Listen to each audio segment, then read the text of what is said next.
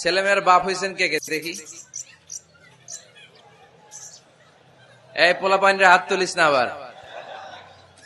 আপনারা হয়েছেন, মাশাআল্লাহ, হাত নামান। ছেলে মেয়ে আল্লাহর দেয়া নেয়ামত, তাই না?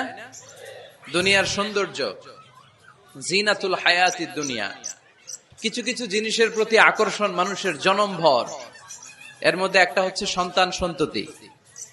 আল্লাহ সূরাত আলে ইমরানের 14 নম্বর আয়াতে বলেছেন, যুয়িনা লিন-নাসি হুব্বুশ শাহাওয়াতি মিনান নিসা ওয়াল বানিন ওয়াল কানাতিরিল মুকানতারাতি মিনাজ যাহাবি ওয়াল ফিদ্দা ওয়াল খাইলিল মুসাওয়ামাতি ওয়াল আনআমি ওয়াল হারস যালিকা মাতাউল হায়াতিদ দুনিয়া ওয়াল্লাহু ইনদাহু হুসনুল মাআব।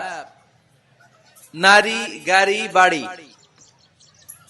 স্থাবর অস্থাবর সম্পত্তি, সন্তান সন্ততি, এগুলো প্রাপ্তির আকাঙ্ক্ষা, এগুলোর প্রতি আকর্ষণ মানুষের জনমভর। আমরা সবাই এগুলো চাই, ঠিক কিনা? এর মধ্যে সবচেয়ে গুরুত্বপূর্ণ একটা হচ্ছে সন্তান সন্ততি। দেয় কে? জোরে বলতে হবে, কে দেয়? চাইতে হবে কার কাছে? নাকি মাজারে, নাকি দরগায়? একজন সন্তান দিতে পারে, চিল্লায় বলতে হবে তিনি কে? অনেকে বলে মাজারে মানত না করলে নাকি সন্তান পাওয়া যায় না। এটা কি রে ভাই?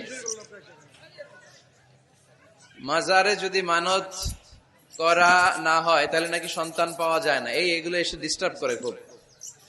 এটা খুলে ফেলেন, খুলে নিচে রাখেন, এটাতে এদিকে রেখে দেন, এই পাশে থাক যতটুকু হয়, এদিকে দিয়ে দেন এই পাশে। তো এটা একটা ভুয়া কথা, তাই না?